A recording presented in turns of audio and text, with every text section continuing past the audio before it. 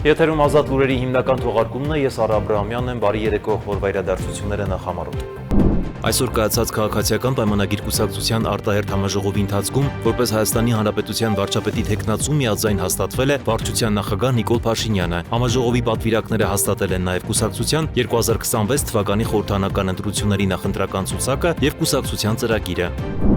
Հայ-ադրբեջանական հարաբերություններ վերջին շրջանում այդ երկրի հետ ձևավորված առևտրատնտեսական կապեր, ՀԱՏՄ-ի հետ հետագա գործակցություն, էկոնոմիկայի նախարար Գևորգ Պապյանի ճեպազրույցը։ Փաշինյան-Պուտին հանդիպումը եւ բանակցությունները եղել են բաց եւ անկեղծ, ինչը դրական նշանակություն ունի երկու կողմերի համար, ԱԺՆ Ալեն Սիմոնյանի ճեպազրույցը։ Հասարակական եւ քաղաքական մի շարք գործիչների մասնակցությամբ իդեմս Ստյոպա Սաֆարյանի եւ Գններ Սարգսյանի տեղի է ունեցել նաեւ հայկական վեկտոր նախաձեռնության առաջին համաժողովը։ Իրանի եւ Պարսից ծոցի երկնքում խոցվել են երկու ամերիկյան ռազմական ինքնաթիռներ, երկու օդաչու փրկվել է, իսկ երրորդը դեռևս անհետ կորած է եւ որոնվում է Թեհրանի ուժերի կողմից։ Իրանական աղբյուրները հայտնում են օդաչուի հայտնաբերման եւ ձերբակալման մասին։ Կանաքյար հեկի ջրամբարում երկու քաղաքացիներ ջրահեղձ են եղել։ ՆԳՆ հաղորդագրության համաձայն քաղաքացիներից մեկն ընկել է ջրամբարը, իսկ ընկերը նետվել է օգնելու նպատակով։ Շաբաթվա քրեական քրոնիկոն։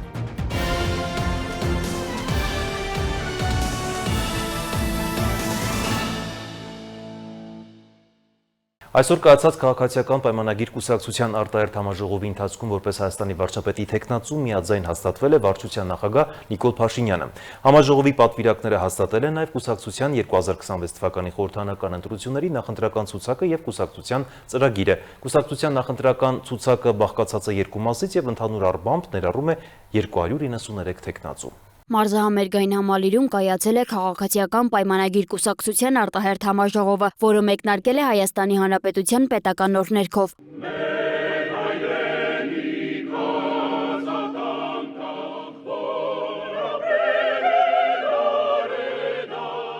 Համաժողովի ընթացքում նախ ընտրվել են նախագահողն ու քարտուղարները, ապա քվեարկության են դրվել հունիսի 7-ի ընտրություններին մասնակցող կուսակցության նախընտրական ցուցակը, ծրագիրը եւ Նիկոլ Փաշինյանին վարչապետի թեկնածու հաստատելու հարցը։ Պատվիրակները հաստատել են քաղաքացիական պայմանագիր կուսակցության 2026 թվականի խորհրդարանական ընտրությունների նախընտրական ցուցակը, կուսակցության ծրագիրը, իսկ վարչության նախագահ Նիկոլ Փաշինյանը միաձայն հաստատվել է վարչապետի թեկնածու։ Քաղաքացիական պայմանագրի նախընտրական ծրագիրը բաղկացած է 21 հիմնական ուղղությունից, ներառելով խաղաղության ինստիտուցիոնալացման, արտաքին քաղաքականության, անվտանգության, նաև պարենային, էներգետիկ, ներքին ու կիբերանվտանգության եւ տնտեսական զարգացման հարցերը։ Կուսակցությունը ներկայացրել է նաև 100 նախատեսվող միջոցառում, որոնք կոստանում է իրականացնել խորհրդարանական մեծամասնություն ձևավորելու դեպքում։ Հայտարարվել է նաև, որ կուսակցության ընտրական ցուցակը կազմված է երկու մասից եւ ընդհանուր առմամբ ներառում է 293 թեկնածու։ Համաժողովի թեկնածուները հանդես են եկել ելույթներով։ Արտաքին գործերի նախարար Արարատ Միրզոյանն իր խոսքում նկատել է, որ անցած ծանր փորձությունների ընթացքում իշխանությունն ու հասարակությունը միմյանց մենակ չեն թողել, ընդգծելով, որ համատեղ պետք է շարունակեն պաշտպանել ժողովրդավարությունը, խաղաղությունն ու ինքնիշխանությունը։ Ուրեմն, երբ արդեն ակնհայտորեն ժողովրդավարական ոչ բռնի թավշյա հեղափոխության հաղթանակը շատ շոշափելի էր,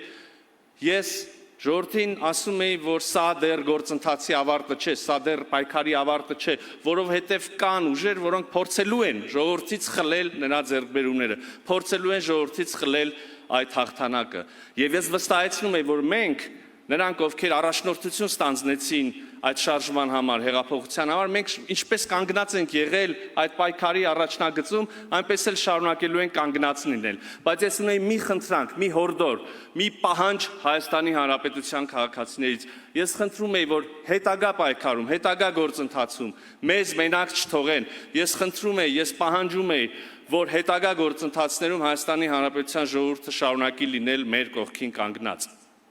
Հետո, սիրելի ընկերներ, եղավ այն, ինչ կանխատեսում էինք, եւ նաեւ եղավ այն, ինչ չէինք կանխատեսում։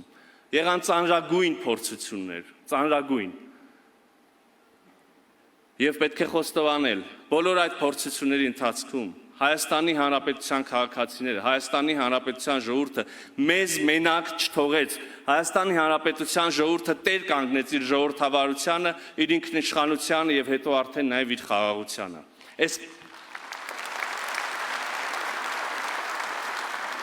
Այս մասին, սիրելի ընկերներ, շատ է խոսվել եւ դեռ վստահ եմ շատ խոսվելու է եւ արժեվորվելու։ Բայց այս պատմությունը մեդալի մյուս կողմն էլ ունի։ Վստահ չեմ, որ այս մասին հրապարակավ ասվել է, ես նույնիսկ չեմ հիշում, թե ինքներս իրար հետ ենք խոսել փակ դռների հետևում։ Այս պատմությունը երկրորդ երեսն էլ ունի, եւ ես կարծում եմ, որ այսօր այդ օրն է, որը մենք այս մասին էլ պետք է խոսենք, սա էլ բարձրաձայնենք։ Այդ ծանրագույն փորձությունների ընթացքում, սիրելի ընկերներ, մենք էլ Հայաստանի Հանրապետության քաղաքացիներին մենակ չենք թողել։ Մենք մնացել ենք կանգնած, մենք երերացել ենք այո հարվածներից։ Վիրավորվել ենք, այո, բայց մենք չենք փախել, մենք չենք լքել մեր բաժին առաջնագիծը եւ մենք էլ մեր ժողովրդին իրենց հանձնարարությամբ առաջնորդել ենք դեպի ինքնիշխանություն, խաղաղություն եւ ժողովրդավարություն։ Պաշտպանության նախարար Սուրեն Պապիկյանն էլ ներկայացրել է բանակում իրականացված փոփոխությունները, հայտնելով, որ ատեստավորման ծրագրի շահառու զինծառայողների թիվը հասել է 5319-ի, իսկ վարձատրության եւ սոցիալական ապահովության պայմանները վերջին տարիներին էականորեն բարելավվել են։ Բանակը Հայաստանի Հանրապետության անվտանգության երաշխավորներից մեկն է եւ այն պետք է լինի պաշտպանունակ, համալրված ժամանակակից սպառազինությամբ եւ տեխնիկայով ունակ իրականացնելու երկրի տարածքային ամբողջականությունն ու ինքնիշխանությունը պաշտպանելու իր առաքելությունը։ Եվ որ ամենակարևորն է, պետք է փաստել, որ բանակը Հայաստանի Հանրապետության սահմաններից դուրս անելիք չունի։ Իհարկե, մեծ է գայթակղությունն այսօր անդրադառնալու վերջին շրջանում ակտիվացած բազում փրկիչներին, օտարերկրյա փորձագետների, հրահանգիչների եւ շատ հարգելի արհեստական բանականության երկնած տեքստերին ու ծրագրերին, բայց ես ընդամենը խորհուրդ կտամ նրանց մեկ անգամ կամ գուցե եւս մեկ անգամ կարդալ Հայաստանի Հանրապետության բանակի կերպափոխման հայեցակարգը, որտեղ կգտնեն իրենց բոլոր մտքերի զգալի մասը ոչ միայն հարցերի, այլև լուծումների տեսքով։ Ելույթն ամփոփել է վարչապետ Նիկոլ Փաշինյանը, որը կրկին խոսել է խաղաղության մասին։ Նա շեշտել է, որ քաղաքացիների հետ շփումների ընթացքում ամենահստակ ձևակերպված պահանջը եղել է հենց խաղաղության հաստատումը։ Մարդկանցից լսած ամենակարևոր ուղերձը եղել է խաղաղ ապրելու ցանկությունը։ Նրա խոսքով սա վկայում է, որ ժողովուրդը այլևս քաղաքականության օբյեկտ չէ, այլ սուբյեկտ եւ հենց այդ տրամաբանությամբ է ձևավորվել կուսակցության ներկայիս քաղաքական օրակարգը։ Հաջորդ կարևոր արձանագրումը, որին մենք պետք է անդրադառնանք, հետևյալն է։ Ի վերջո, խաղաղությունը կա, թե չկա, որտեղ պետք է անդրադառնալ սրան եւ պարզաբանել, թե ինչի մասին է խոսքը։ Խաղաղությունը իհարկե հաստատված է եւ խաղաղությունը այստեղ է, այսօր է, հիմա է։ Բայց մենք բոլորս պետք է մեզ հաշիվ տանք հետևյալում։ Խաղաղությունը նոր է, նորածին է, խաղաղությունը խնամքի կարիք ունի։ Երեխայի հետ համեմատությունը ամենևին էլ չափազանցություն չէ։ Երբ երեխան ծնվում է, նա մի օրական է, 2 օրական է, մի ամսական է, 6 ամսական է, մի տարեկան է, նա կա, նա ծնվել է, նա իրականություն է, բայց նա խնամքի կարիք ունի, նա հոգատարության կարիք ունի, նա ամրանալու, ոտքի կանգնելու, ավելի ու ավելի վստահ քայլելու կարիք ունի։ Եվ այս ընտրությունը 2026 թվականի հերթական խորհրդարանական ընտրությունը հենց սրա մասին է։ Կա արդյոք այս նորածին խաղաղությանը խնամելու պատրաստ հանրություն եւ պետություն։ Կա արդյոք այս նորածին խաղաղությանը ոտքի կանգնեցնելու, փայփայելու պատրաստ պետություն, հանրություն եւ ժողովուրդ եւ քաղաքական առաջնորդություն։ Եվ պետք է առանց սեթևեթանքի ասել, արտահայտել մեր վստահությունը, որ Հայաստանի Հանրապետությունում կա այդպիսի քաղաքական ուժ եւ Հայաստանի Հանրապետությունում կա այդպիսի հանրություն եւ Հայաստանի Հանրապետությունը այդպիսի պետություն է իր քաղաքացիների ամբողջությամբ իր ժողովրդով։ Եվ այս է պատճառը, որ մենք որոշել ենք առաջիկա խորհրդարանական ընտրություններին մասնակցել ահա այս կարգախոսով, որը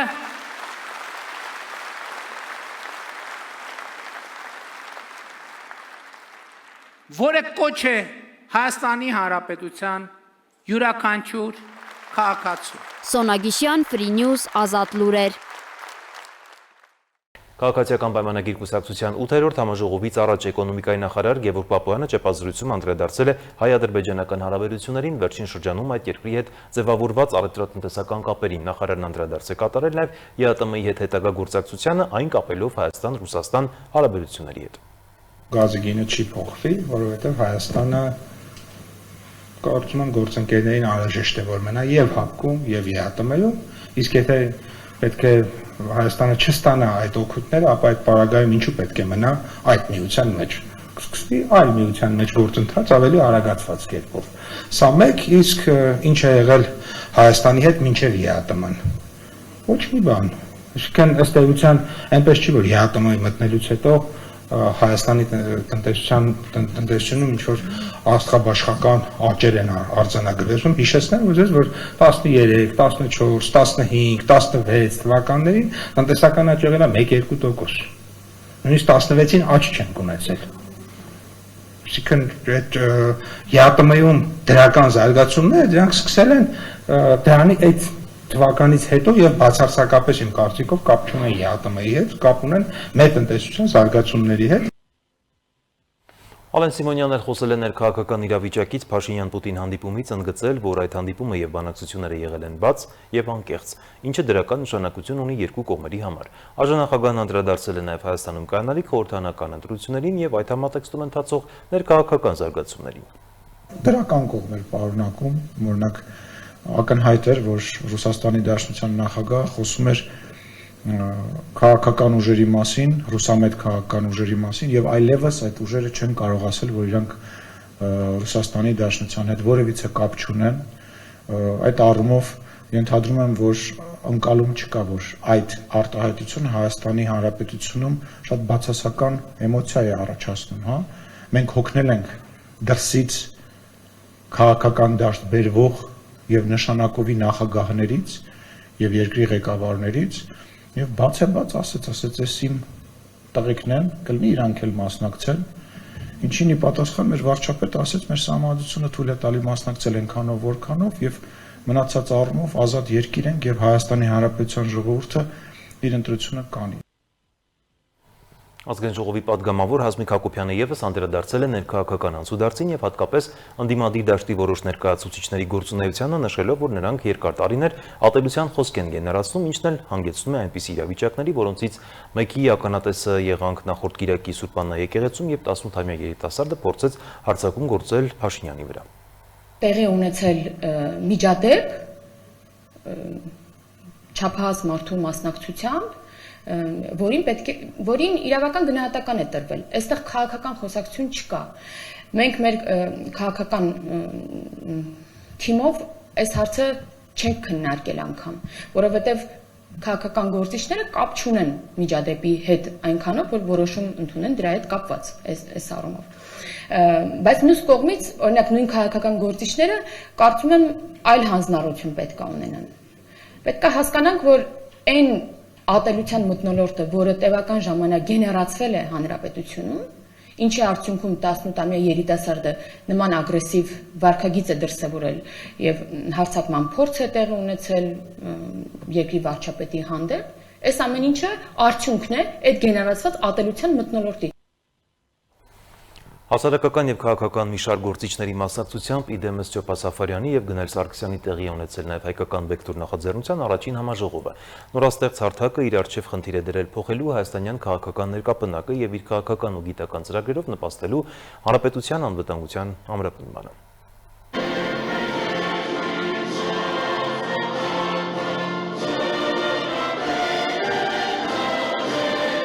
Տեղի ունեցավ հայկական վեկտոր նախաձեռնության առաջին համաժողովը, որտեղ հիմնադիր անդամներ Ստյոպա Սաֆարյանը, Գնել Սարգսյանը եւ այլ համաժողովի մասնակիցներին ներկայացրին նախաձեռնության ստեղծման պատճառներն ու հիմնական ծրագրային դրույթները, որոնցով առաջնորդվելու են նոր ձևավորված այս ուժը։ Համաժողովին ներկայ էին տարբեր հասարակական, քաղաքական կազմակերպությունների անդամներ եւ կուսակցությունների ներկայացուցիչներ։ Հայկական վեկտոր նախաձեռնության գաղափարի եւ ծրագրային դրույթների մասին խոսեց միջազգային եւ անվտանգության հարցերի հայկական ինստիտուտի հիմնադիր տնօրեն Ստյոպա Սաֆարյանը։ Մինչ ծրագրային դրույթներին անցում կատարելը բանախոսը նշեց, որ այն պարզապես հարթակ չէ, որի ձևավորման նպատակը առաջիկա խորհրդարանական ընտրություններն են կամ նախընտրական թոհուբոհին մասնակցություն է։ Այն երկարաժամկետ գործունեություն ծավալելու նպատակ ունի, որը հետագայում կվերածվի կուսակցության։ Միաժամանակ Սաֆարյանն ընդգծեց, որ ներկա իրավիճակում նորաստեղծ հարթակի հիմնական առաքելությունը լինելու է բալանսավորված քաղաքականությունը եւ այդ համատեքստում անցյալին վերադառնալու բացառումը։ Այս նոր իրողությունների պայմաններում մենք սահմանում ենք հայկական վեկտորը, մենք սահմանում ենք արդյոք Հայաստանի վեկտորը եւ Հայաստանի տեսլականը նոր քաղաքականության շրջանակներում, թե ուղղակի ընտրություն ենք կատարում այն ուժերի օգտին,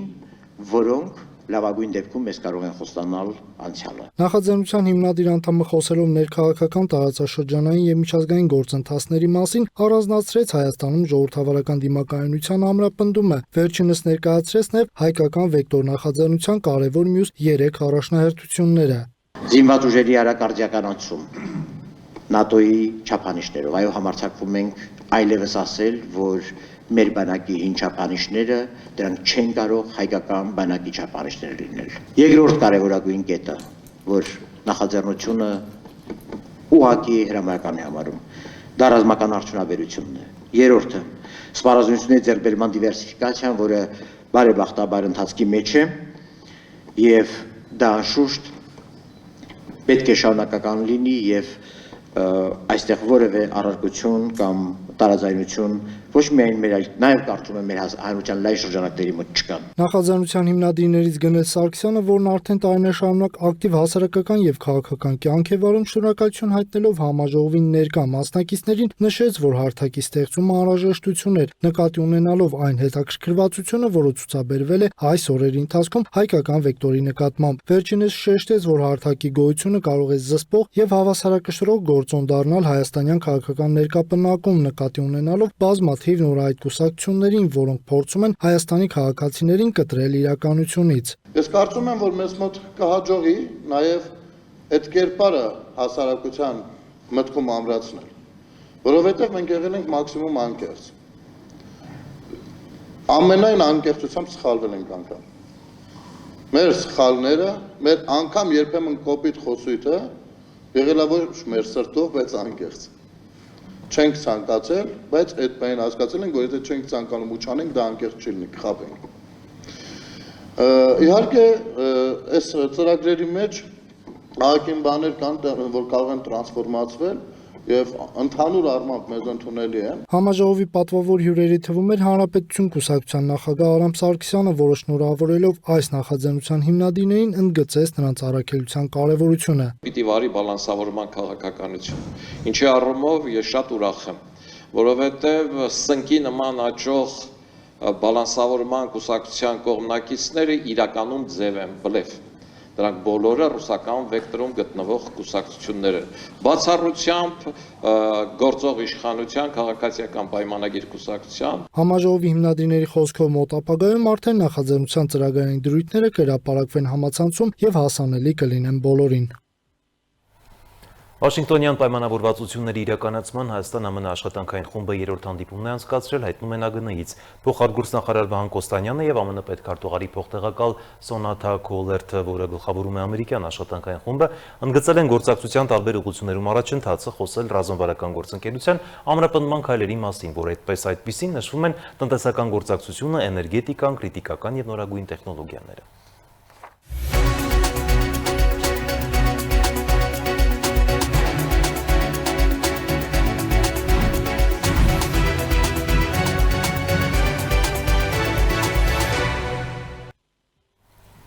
Իրանի եւ Միացյալ Նահանգների պաշտոնյաները նախորդին հայտարարել են, որ Իրանի եւ Պարսից ծոցի երկնքում խոցվել են երկու ամերիկյան ռազմական ինքնաթիռներ, երկու օդաչու փրկվել է, իսկ երրորդը դեռևս անհետ կորած է եւ որոնվում է Թեհրանի ուժերի կողմից։ Իրանական աղբյուրներն էլ հայտնում են օդաչուի հայտնաբերման եւ ձերբակալման մասին, հաղորդվում է, որ խոցվել է ամերիկյան F-15E ինքնաթիռը եւ A-10 կործանիչը։ Դոնալդ Թրամփը հայտարարել է, որ ամերիկյան ռազմական ինքնաթիռի խոցումը չի ազդի Իրանի հետ մեկ ամիս շարունակվող հակամարտությունը դադարեցնելու շուրջ բանակցությունների վրա։ Զուգահեռաբար սրվում է նաեւ Հորմուզի նեղուցի շուրջ իրավիճակը, իսկ հրադադարի փորձերը առայժմ արդյունք չեն տալիս։ Ամերիկայի Միացյալ Նահանգների եւ Իսրայելի ռազմական գործողությունները շարունակվում են։ Իրանական աղբյուրները հայտնում են, որ Իրանի Իսլամական հեղափոխության պահապանների կորպուսը հայտնաբերել եւ ձերբակալել է խոցված ամերիկյան կործանիչի օդաչուին։ Միաժամանակ հաղորդվում է, որ ամերիկյան որոնողափրկարարական գործողությունները ձախողվել է, իսկ դրան մասնակցած ուղղաթիռներից մեկը ենթարկվել է իրանական հակաօդային պաշտպանության հարձակմանը։ Ամերիկյան աղբյուրներն էլ պնդում են, որ օդաչուներից մեկին հաջողվել է փրկվել, իսկ երկրորդի որոնողական աշխատանքները շարունակվում են։ Միևնույն ժամանակ Ամերիկայի Միացյալ Նահանգների նախագահ Դոնալդ Թրամփը հայտարարել է, որ Վաշինգտոնին ժամանակ է պետք Հորմուզի նեղուցի շրջափակումը վերացնելու եւ իրանական նավթի նկատմամբ վերահսկողություն հաստատելու համար։ Նրա խոսքով Ամերիկայի Միացյալ Նահանգները կարող է բացել նեղուցը եւ ապահովել նավթի մեծ հոսք համաշխարհային շուկա։ Ավելի վաղ նա հայտնել էր նաեւ, որ ցանկանում է վերահսկողություն հաստատել իրանական նավթի նկատմամբ եւ քննարկում է Խարկ կղզու հարցը։ Ուկրաինայի նախագահ Վոլոդիմիր Զելենսկին հայտարարել է, որ Կիևը պատրաստ է օգնել գործընկերներին Հորմուզի նեղուցի վերաբացման հարցում, նշելով, որ նման աջակցություն կարող է ցուցաբերվել, եթե լինի պաշտոնական դիմում։ Իրանի արտգործնախարար Աբբաս Արաղչին իր հերթին զգուշացրել է, որ Հորմուզի նեղուցի վերաբերյալ յուրաքանչյուր սուր որոշում ավելի կբարդացնի ստեղծված իրավիճակը։ Նա հայտարարել է, որ Իրանը շարունակելու է պաշտպանել իր ինքնիշխանությունը, ազգային անվտանգությունն ու տարածքային ամբողջականությունը։ Արաղչին նաև խստորեն դատապարտել է ենթակառուցվածքների, կամուրջների, համալսարանների, գիտական եւ մշակութային օբյեկտների վրա հասցված հարվածները։ Միաժամանակ հաղորդվում է, որ Իրանը մշակել է Հորմուզի նեղուցով նավագնացության կարգավորման նոր համակարգ։ Ըստ այդ մոտեցման պետությունները բաժանվել են թշնամական, չեզոք եւ բարեկամական խմբերի։ Առաջին խմբի երկրների նավերի համար անցումը կարող է արգելվել, երկրորդ խմբի նավերից վճար կգանձվի, իսկ բարեկամ երկրների նավերը կարողանան անցնել առանց սահմանափակումների։ Կողմերի միջև հրադադարի վերաբերյալ առաջընթաց չկա։ Իրանական աղբյուրների փոխանցմամբ Թեհրանը մերժել է Ամերիկայի Միացյալ Նահանգների առաջարկած 48-ժամյա հրադադարը։ Միաժամանակ միջնորդական ջանքերը, որոնցում ներգրավված են Պակիստանը, Սաուդյան Արաբիան, Թուրքիան եւ Եգիպտոսը, այժմ արդյունք չեն տվել։ Հաղորդվում է, որ բանակցությունների այս փուլը փակուղի է մտել, իսկ իրանցի պաշտոնյաները մոտորերս չեն հանդիպի ամերիկյան կողմի հետ։ Ռազմական գործողությունները շարունակվում են նաեւ տարածաշրջանի այլ կետերում։ Իրանական անօդաչուների հարվածներից հետո, ըստ հաղորդումների, Քուվեյթի նավթավերամշակման գործարաններից մեկում հրդեհ է բռնկվել։ Իսրայելական լրատվամիջոցներն էլ հայտնել են, որ իրանական հրթիռները հարվածել են Իսրայելի հյուսիսում բնակելի թաղամասերից մեկին։ Աբու Դաբիում եւս միջադեպ է գրանցվել։ Հակաօդային պաշտպանության համակարգերի կողմից խոցված օբյեկտների բեկորների անկման հետևանքով վիրավորվել է 12 մարդ։ Պաշտոնական տվյալներով տուժածների թվում կան Նեպալի եւ Հնդկաստանի քաղաքացիներ, իսկ մեկ մարդու վիճակը ծանր է։ Այսպիսով իրավիճակը շարունակում է զարգանալ միաժամանակ մի քանի ուղղություններով, իսկ ընդհանուր իրավիճակը տարածաշրջանում շարունակում է մնալ լարված։ Սոնա Գիշյան, Free News, Ազատ լուրեր։ Իրանական լրատվամիջոցները հայտնում են, որ հարձակումը իրականացվել Իրանի Բուշեհրի ատոմակայանի վրա, որի հետևանքով անվտանգության աշխատակիցներից մեկը զոհվել է, հայտնել է իռնագործակալությունը։ Նշվում է, որ արկն ընկել է էլեկտրակայանի մոտակայքում, վնասվել է օժանդակ շենքերից մեկը։ Կայանի շահագործումը չի խաթարվել։ Հաղորդվում է նաև, որ ԱՄՆ-ն եւ Իսրայելը առնվազն 3 հարված են հասցրել Իրանի հարավ-արևմուտքում գտնվող Մահշեհր հատուկ տնտեսական գոտու նավթաքիմիական ընկերություններին։ Զոհերի մասին ստույգ տեղեկություններ չեն հաղորդվում, սակայն ընդգծվում է խաղաղ քաղաքացիների շրջանում զոհերի եւ վիրավորների հնարավորության մասին։ Ատոմակայանի հիմնական մասերը չեն վնասվել, արտադրությունն էլ չի տուժել։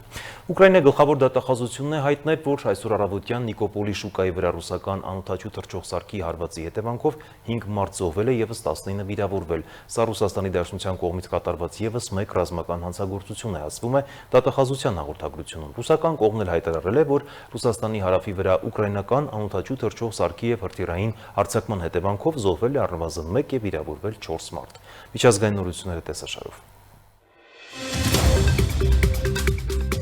Ռուսաստանի նախագահ Վլադիմիր Պուտինը եւ նրա թուրք գործընկեր Ռեջեփ Թայիփ Էրդողանը հեռախոսազրույցի ընթացքում քննարկել են Մերձավոր Արևելքում եւ Ուկրաինայի շուրջ ստեղծված իրավիճակը, հաղորդում է Կրեմլի մամուլի ծառայությունը։ Նշվել է, որ Պարսից ծոցի գոտում ինտենսիվ ռազմական գործողությունները հանգեցնում են ոչ միայն տարածաշրջանային, այլև գլոբալ մասշտաբի լուրջ բացասական հետևանքների, այդ թվում էներգետիկայի, առևտրի եւ լոգիստիկայի ոլորտներում։ Կողմերն անդրադարձել են նաեւ Ուկրաինայի շուրջ ստեղծված իրավիճակին։ Պուտինը շնորհակալություն է հայտնել Էրդողանին համապատասխան բանակցային գործընթացի անցկացման աջակցելու անփոփոխ պատրաստակամության համար։ Հաշվի առնելով Սև ծովում Ռուսաստանին եւ Թուրքիային կապող գազատրանսպորտային ենթակառուցվածքներին ու առևտրային նավերին Կիևի հարվածներ հասցնելու փորձերը ընդգծվել է Սև ծովյան տարածքում անվտանգության համալիր ապահովման նպատակով համակարգված միջոցառումների կարևորությունը, ասված է հաղորդագրության մեջ։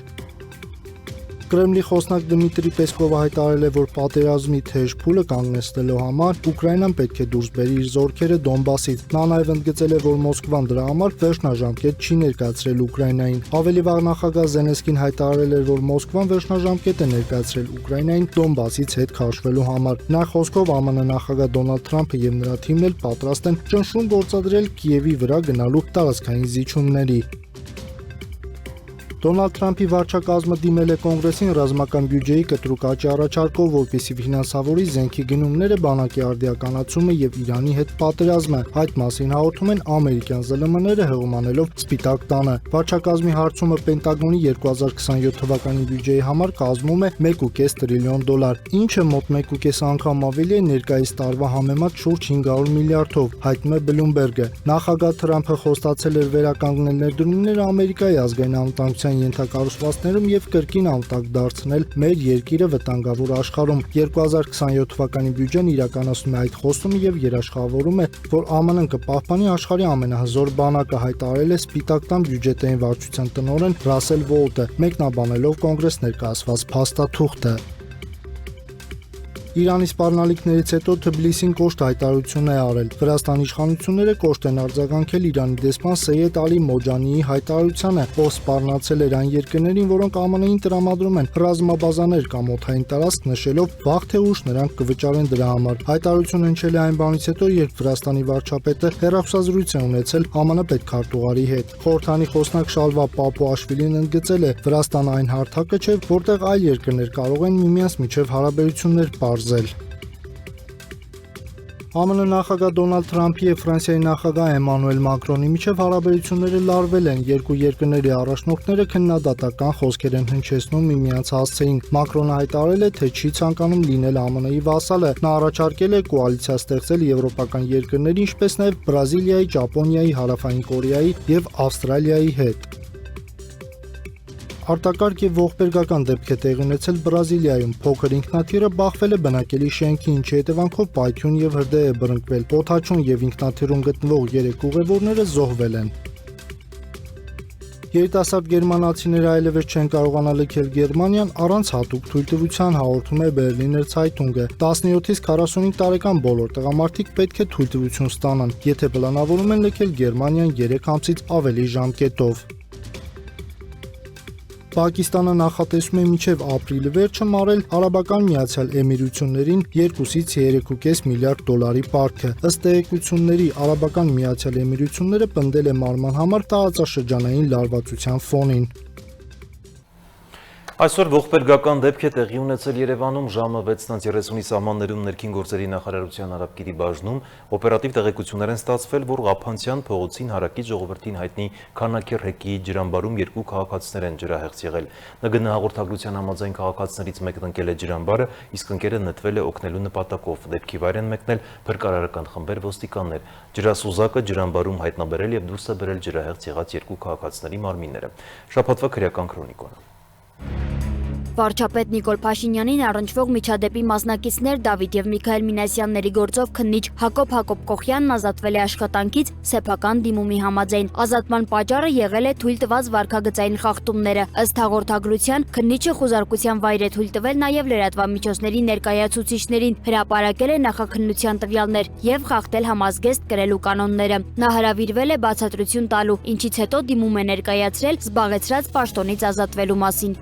Դատարանը դատավոր Մնացական Մարտիրոսյանի նախագահությամբ բավարարել է Սուրբ Աննա եկեղեցում վարչապետ Նիկոլ Փաշինյանի մասնակցությամբ գրանցված միջադեպի մասնակից 18-ամյա Դավիթ Մինասյանի կալանքի միջնորդությունը։ Ըստ որոշման նա կալանավորվել է 2 ամսով։ Միջադեպը տեղի էր ունեցել մարտի 29-ին, երբ վարչապետի եկեղեցուց դուրս գալուց հետո մի քանի քաղաքացիների մասնակցությամբ լարված իրավիճակ էր ստեղծվել եւ ներկաներից մեկը փորձել էր թիկունքից հարվածել նրան։ Դավիթ Մինասյանն ու նրա երկվորյա եղբայրը Միքայել Մինասյանը ձերբակալվել էին դեպքից հետո, իսկ Միքայել Մինասյանի եւ Գևորգ Գևորգյանի նկատմամբ որպես խափանման միջոց կիրառվել է բացակայելու արգելքն ու գրավը։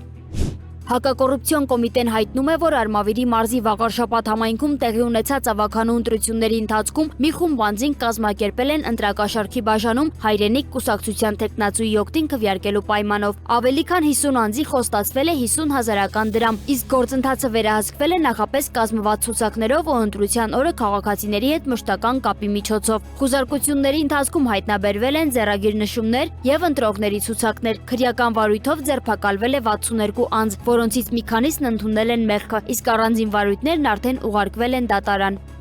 Գլխավոր դատախազության միջնորդագրերով Սևանա լճի ափամերձ 1905 մետր բացարձակ նիշից ցածր տարածքում շարունակվում են ապօրինի շինությունների ապամոնտաժման աշխատանքները։ 2025 թվականի դեկտեմբերից մինչև օրս 34 հողամասում քանդվել է տարբեր անձանց կողմից ապօրինի կառուցված 86 հիմնական եւ ոչ հիմնական շենք-շինություններ, իսկ Սևան ազգային պարկ ՊՕԱԿ-ի կողմից դադարեցվել է 2 պայմանագիր։ Մինչև 2026 թվականի մարտին ապամոնտաժվել է եւս 16 շինություն 11 հողամասում, այդ թվում Սեյրան Օհանյանին եւ Սամվել Նիկոյանի որդուն փաստացի պատկանող առանձնատների հատվածները։ Դատախազությունը հիշեցնում է, այդ տարածքները ջրածածկման ենթակա են, գտնվում են ափամերձ պահպանության գոտում եւ դրանց փոխանցումը այլ նպատակներով իրավական հիմք չունի։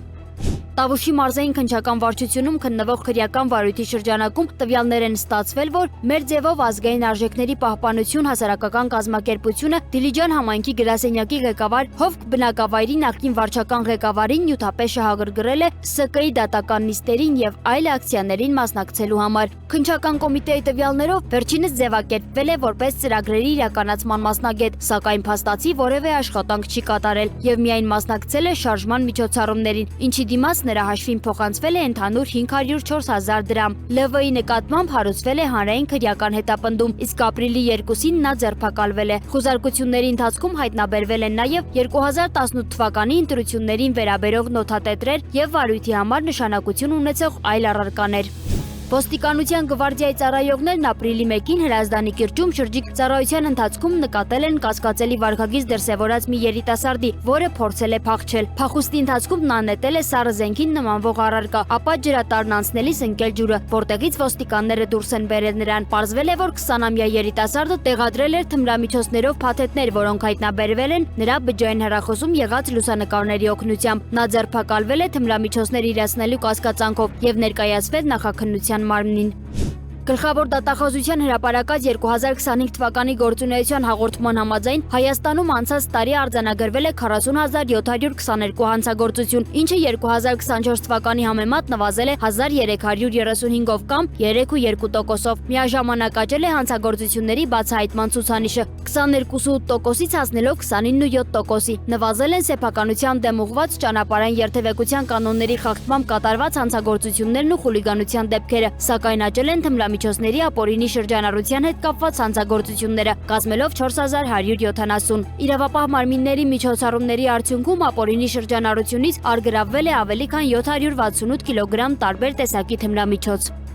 Դատախազությունը հօգուտ պետության բռնագանձման պահանջ է ներկայացրել զինված ուժերի գլխավոր շտաբի պետի նախկին տեղակալ Հայկազ Բաղմանյանից եւ նրան փոխկապակցված անձանցից։ Պահանջը վերաբերում է 7 անշարժ գույքի, 4 տրանսպորտային միջոցի եւ 5 մեքենայի շուկայական արժեքի, 2 իրավաբանական անձանցում մասնակցության, ավանդի պարտատոմսերի, նաեւ ավելի քան 3 միլիարդ դրամի դրամական միջոցների եւ պահանջի իրավունքի։ Դատախազության հաշվարկով այդ գումարների զգալի մասը չի հիմնավորվում օրինական եկամուտով եւ ունի ապօրինի ծագում։ Ապրիլի 1-ին Կոտայքի մարզի Չարենցավանի դատարանում դատական նիստի ընթացքում ծեծկռթուկ է տեղի ունեցել Ամբաստանյալի եւ տուժող կողմի հարազատների միջև։ Ներքին գործերի նախարարության տվյալներով ոստիկանության ծառայողները միջամտել են եւ կանխել միջադեպի հետագա զարգացումը։ Խուլիգանության կասկածանքով 31 անձ ձերբակալվել եւ տեղափոխվել է համայնքային ոստիկանության Չարենցավանի բաժին։ Գյումրու քաղաքապետ Վարդան Ղուկասյանի որդու խափանման միջոցը փոխվել է տնային կալանքով։ Վերջինս անցնում է մի քանի քրեական գործերով, իսկ 2025 թվականի նոյեմբերի 21-ին կալանավորվել է հակակոռուպցիոն դատարանում դատական նիստից հետո հաղորդակցման կամ տեղեկատվական տեխնոլոգիաների օգտագործմամբ խուլիգանություն կատարելու մեղադրանքով։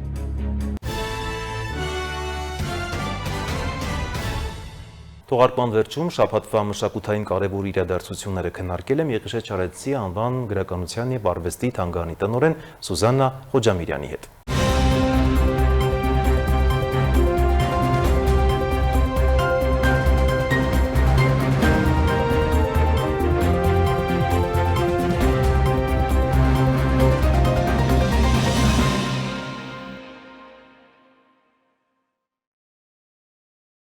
Բարի եկօ Տիկին Խոջամիրյան, շնորհակալություն հրավերն ընդունելու համար։ Բարև ձեզ, շնորհակալ եմ հրավերի համար։ Շատ լավ, Տիկին Խոջամիրյան, իհարկե առիթը, որ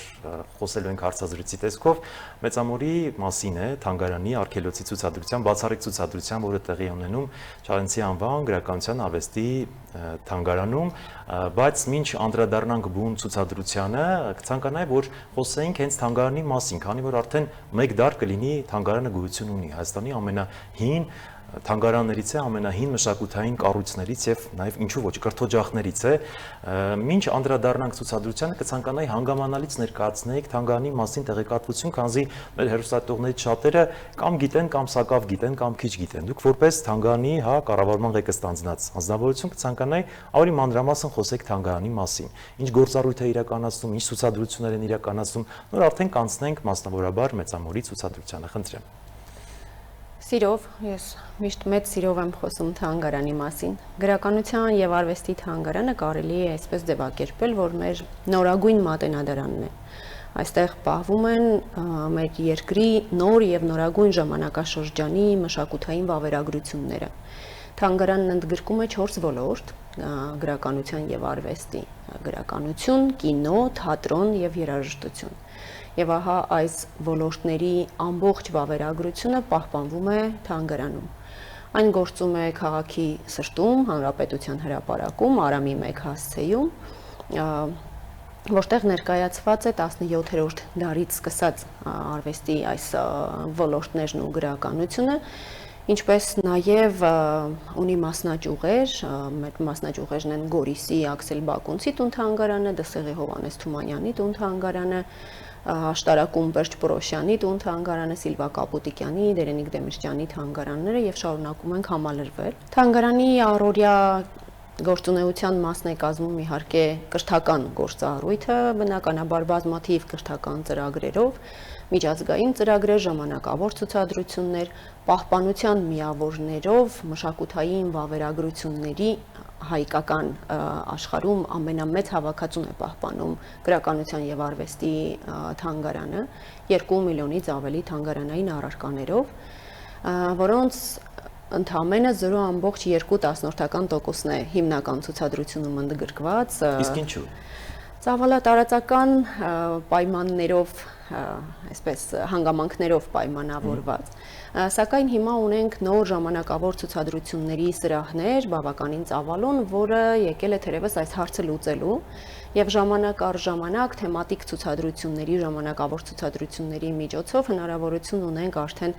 ֆոնդային առարկաներ, այն թանգարանային արժեքները, որոնք մինչ այժմ ցուցադրված չեն եղել, ներկայացնելու հանրությանը։ Օրինակ վերջերս ունեցանք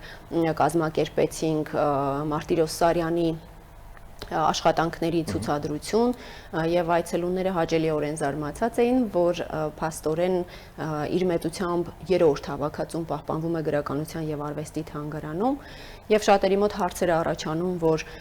գեղարվեստական արժեքները փաստորեն պահվում են այստեղ, այո, թանգարանն ունի նաեւ գեղարվեստական մեծ հավաքածու, որը շատ կարեւոր գործառույթ է ու շատ կարեւոր հենքն է, հենց հայապահպանության մասով, այդ մասով կցանկանայի մի փոքր խոսենք, այ գրականության մասով որն է ամենակարևոր մեսիջը։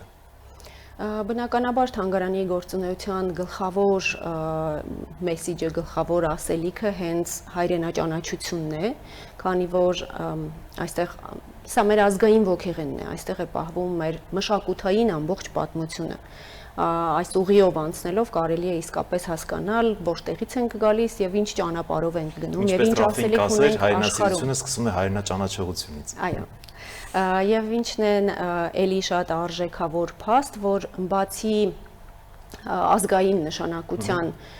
արժեքներից մեզ մոտ պահպանվում են նաև միջազգային համաշխարհային նշանակության արժեքներ, որպիսիք են օրինակ Նապոլեոն Բոնապարտի հրաժարականի ինքնագիրը, Մոցարտի նամակը, Ռոմանովների ռուսական դրանք բոլորը բնօրինակներ են, այո, ռուսական ցարերի բոլոր ցարերից գրագրություններ, Դեբյուսի, Ռավելի նամակներ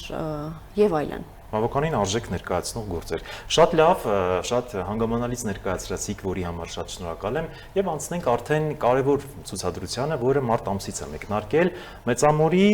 ոսկին եւ առեղծվածները բացառիկ ցուցադրություն։ Դեռ խորհրդային տարիներից 1960-ական թվականներից սկսվել է այդ պեղումները Մեծամորում, այնտեղ արգելոցում եւ փաստորեն եկել հասել են այն կետին, որ ցուցադրում են այն ամենը, ինչը գտել են։ Մի փոքր այս մասին խոսենք, ինչու հենց ձեզ մոտ հանգրվանեց այդ ամենը, ինչպես եք կազմակերպում եւ ինչ արժեք այն ներկայացնում, խնդրեմ։ Ցուցադրությունը կրում է արվեստ ոսկի եւ առեղծված խորագիրը,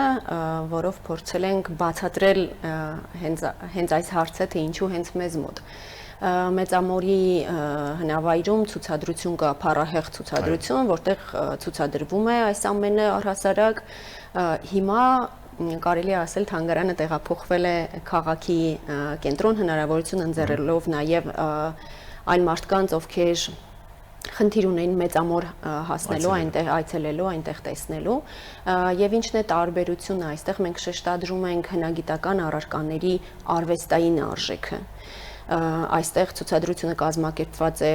բարձր լուսավորության տակ, թույլատրելի իհարկե լուսավորության տակ, ավելի տեսանելի եւ ավելի հանգամանորեն ցուցադրելու այն գեղագիտական ճաշակը, այն արվեստի արժեքը, որ իրենցից ներկայացնում են այս հնագիտական առարկաները։ Սրանով մենք անցնում ենք մեր պատմության ճանապարհով, սրանով մենք շրջում ենք մեր պատմության էջերը, թերթում ենք եւ իհարկե ծանոթանում ենք։ Մեր ինքնության մասին է նաեւ խոսում։ Այո, եւ շատ հաճելի փաստ է, որ մեր նախնիները դեռևս հազարամյակներ առաջ իսկապես ունեցել են գեղագիտական բարձր ճաշակ եւ արվեստային մոտեցում անգամ կենցաղային իրեր ստեղծելու ժամանակ։ Ժամանակներ, երբ չկար բառը, երբ չկար հաղորդակցությունը, բայց կար արվեստի լեզուն, սա իսկապես չափազանց կարևոր է, եւ ինչու առեղծված, որովհետեւ այս առարկաների ճնշող մեծամասնություն իսկապես առեղծվածային կերպով է հայտնվել հայկական լեռնաշխարհում, իրենց նշանակությամբ, իրենց առհասարակ արժեքով։ Էներգետիկայով ինչու՞ չէ նաեւ։ Այո, օրինակ կան անագից պատրաստված բազմաթիվ զարդեր, իսկ անագն այն ժամանակ ոսկու արժեք ուներ եւ առեղծվածային այսպես տարբերակով ու ճանապարհով է հայտնվել հայկական լեռնաշխարհի շրջանակում կամ գորտը, որի վրա եգիպտական սեպագրեր են եւ այս սեպագրերով այդտեղ գրված արձանագրված անունները մտան եգիպտական պատմության մեջ դինաստիայի անունները այսպես այս ճանապարհով հայտնաբերվեցին եւ էլի շատ բոլոր հին քաղաքակրթությունները կարծես համատեղվում են հենց այս ցուցադրության մեջ։ Հենց այս ցուցադրության մեջ։ Շատ լավ, իսկ ինչպես է ստացվում, որ կարողանում եք հանրահրճակել, այս հայկականությունը, այս ամենը, ինչպես է ստացվում կամ ինչն է թերի, որ կարող է ցանկանայիք թեկուզ ինչու ոչ նաև պատկան մարմիններին, այ ուշադրությունը դարձնել, թանգարանի խնդիրների մասին եմ ուզում խոսել, հասկանում եք, որ մենք ավելի լավ կարող ենք ներկայացնել, ինչու՞ չէ նաև աշխարհում, տարբեր երկրներում, նույն Լուվրն է կազմակերպում տարատեսակ բաներ։ Այս գործակցության համար ինչ է պակասում թանգարանին եւ բացառիկ հնարավորություն եք ասելու եւ պատկան մարմինները կարծում եմ ուշադիր կլինեն այս մասով։ Պիտի նշեմ, որ բարեբախտաբար մենք վայելում ենք Կրթության, գիտության, մշակույթի եւ սպորտի նախարարության լիարժեք աջակցությունը եւ արդեն տևական ժամանակ է, որ թանգարանի բազմաթիվ խնդիրները ըստ առաջնահերթությունների լուծումներ են ստանում, այո, դրա վառ օրինակն է թանգարանի վերջերս իրականացված վերանորոգումը, մասնակի թանգարանի ժամանակավոր ցուցասրահների ստեղծումը, ֆոնդային տարածքների հեռանկարում ունեցած ընդլայնման հնարավորությունը եւ այլն եւ այլն։ Ու թերևս Այսօր ինչը կարծում եմ կուզեի փոխել, դա երևի ավելի շատ տեխնոլոգիաների ներդրումն է թանգարանային ցուցադրության մեջ։ 21-րդ դարի հմտությունները։ Այո, կարծում եմ թերևս մեր հիմնական ցուցադրության մեջ հավանաբար դա է պակասում, դա է պետք ավելի արդի մոտեցումներով ներկայացնել։ Վիզուալիզացիան, պատկերները, որի համար հիմա ստեղծվել է աշխատանքային խումբ եւ ներսի մասնագետներով եւ դրսից հրավիրյալ մասնագետներով նոր հայեցակարգի մշակման, որ կարծում եմ մոտ ապագայում այս հարցը եւս լուծում կստանա։ Շատ լավ, նաև կցանկանայի խոսենք ովքեր են գրականության արվեստի թանգարանի այցելուները։ Գրականության եւ արվեստի թանգարանի հիմնական այցելուները, մեր սիրելի այցելուները իհարկե դպրոցականներն են, մենք միտումնավոր շեշտադրում ունենք հենց կրթվող, մեծացող երիտասարդ սերնդի վրա, որովհետեւ թանգարանի գործառույթներից մեկը, առաքելություններից մեկը հենց կրթություն տալն է, կրթական գործառույթն է։ Իհարկե զբոսաշրջիկներ, սփյուռքահայեր առանց տարիքային սահմանափակման, որովհետև այստեղ կարելի է գտնել բոլոր տարիքների հետաքրքրություններին համապատասխան նյութեր։ Սկսած կրթական ծրագրերից, միջոցառումներից, ամեն շաբաթյա իրականացվող միջոցառումներ, երաժշտական երեկոներ, թատերական երեկոներ, զրույցներ, գրական միջոցառումներ, տարատեսակ շնորհանդեսներ, շուտով կմեկնարկի ջազը գաթում ծրագիրը, որտեղ ամենամսյա ջազ երեկոներ կիրականացվեն հենց այն թանգարանում, որտեղ պահվում է երաժշտության ամբողջ պատմությունը, ինչպես նաև այլ երկրների մշակույթներին վերաբերող տարատեսակ միջոցառումներ, դրանցից կուզեի նշել նորից շուտով մեկնարկող միջոցառումներից մեկը ճապոնական երեկոն, ճապոնական մշակույթին նվիրված երեկոներ, որի շրջանակում յուրաքանչյուր ամիս մեկ օր, մեկ երեկո նվիրված կլինի հենց ճապոնական արվեստին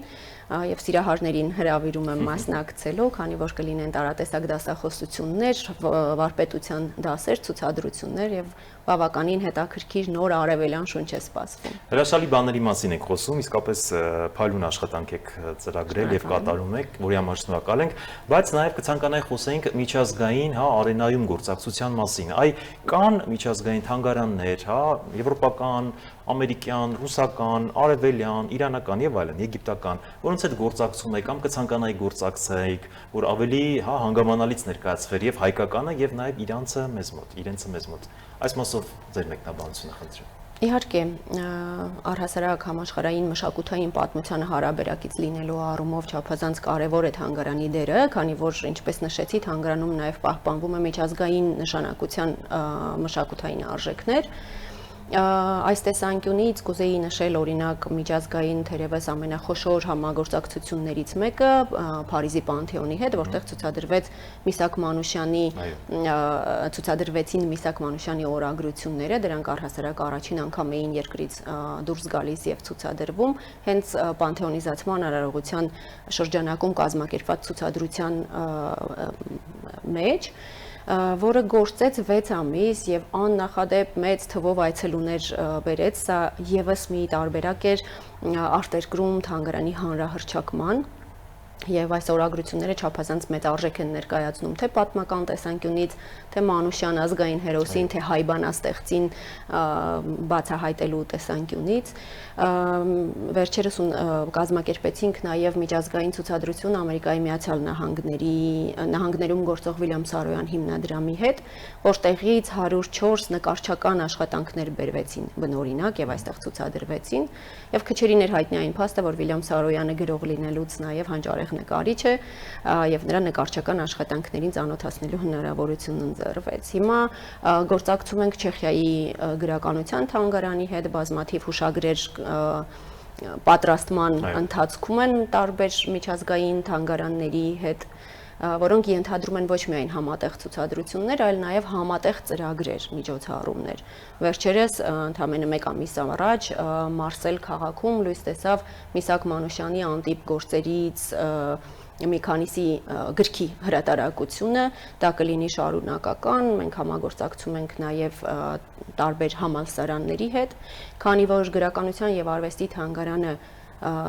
իր կարգավիճակով թանգարան է, բայց գործունեությամբ նաև ինստիտուտ է, արխիվ է, գիտահետազոտական կենտրոն է։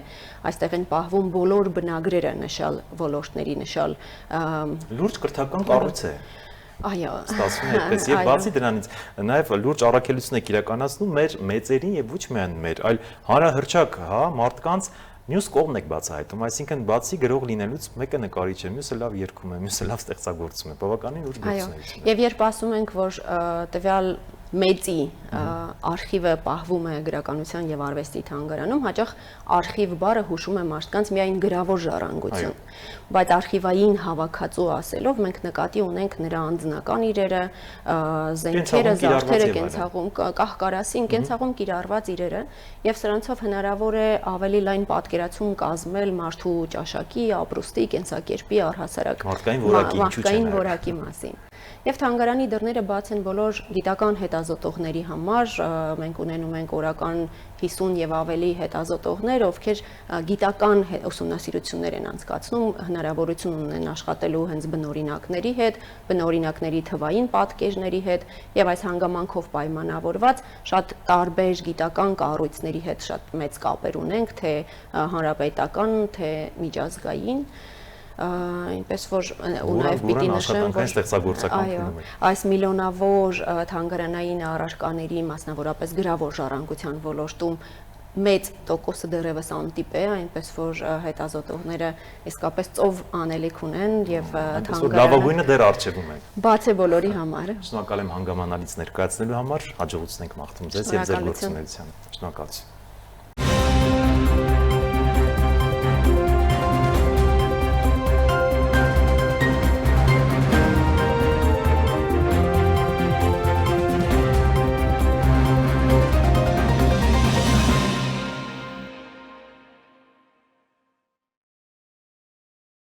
Վաղը ապրիլի 5-ին նշվում է Սուրբ Զատիկը, զատկական արարողությունները սկսվում էին շաբաթ եւ ավարտվում երկուշաբթի օրերին։ Քրիստոս հարավի մեռելոց օրհնյալ է հարությունը Քրիստոսի։ Վարչապետ Նիկոլ Փաշինյանը սոցցանցում շնորհավորել է հայրենակիցներին առաջիկա Սուրբ Զատիկը եւ տեսանյութ հրապարակել։ Սիրելի ժողովուրդ, մեր Տեր եւ Փրկիչ Հիսուս Քրիստոսի հրաշափառ հարության Սուրբ Զատկի ճրագալույց է եւ ես ցանկանում եմ բոլորիդ Սուրբ Զատիկը շնորհավորել Հիսուս Քրիստոսի երանիներով Մատթեոսի ավետարանից։ Երանիներ։ Երանի հոգով աղքատներին, որովհետև նրանցն է երկնքի արքայությունը։ Երանի սգավորներին, որովհետև նրանք պիտի մխիթարվեն։ Երանի հեզերին, որովհետև նրանք երկիրը պիտի ժառանգեն։ Երանի նրանց, որ քաղցրն ու ծարավն ունեն արդարության, որովհետև նրանք պիտի հագենան։ Երանի ողորմածներին, որովհետև նրանք ողորմություն պիտի գտնեն։ Երանի նրանց, որ սրտով մաքուր են, որովհետև նրանք Աստծուն պիտի տեսնեն։ Երանի խաղաղարարներին, որովհետև նրանք Աստծու որդիներ պիտի կոչվեն։ Երանի նրանց, որ հալածվում են արդարության համար, որովհետև նրանցն է երկնքի արքայությունը։ Երանի ձեզ, երբ ձեզ նախատեն ու հալածեն, եւ իմ պատճառով ձեր մասին ամեն տեսակ չար խոսք սուտ ասեն։ Ցնծացեք եւ ուրախացեք, որովհետեւ երկնքում ձեր վարձը շատ է, քանի որ այսպես հալածեցին մարգարեներին, որոնք եկել էին ձեզնից առաջ։ Քրիստոս հարյավ իմերելոց օրհնյալ է հարությունը Քրիստոսի։ Այսքանը ցտեսություն։